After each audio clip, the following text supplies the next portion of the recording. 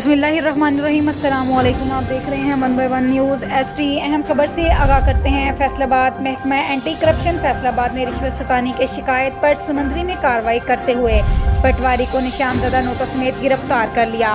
तफसील के मुताबिक चक नंबर 465 रेबे के पटवारी तारक रफीकी ने गर्दोरी दुरुस्त करने के औज़ 50,000 रुपये बतौर रिश्वत तलब की और दरख्वास्त गुजार मुश्ताक अहमद वल्द इशफाक अहमद से 50,000 रुपये वसूली के बाद मज़ीद 30,000 रुपये तलब किए, जिसके बारे में शिकायत पर कानूनी कार्रवाई करते हुए महकमा एंटी करप्शन फैसलाबाद की टीम ने चौधरी यूनुस असिस्टेंट डायरेक्टर की सरबराही में रेडिंग पार्टी के हमरा मौके से निशानजदा नोट बरामद करके पटवारी को गिरफ्तार करके कानूनी कार्रवाई का आगाज शुरू कर दिया।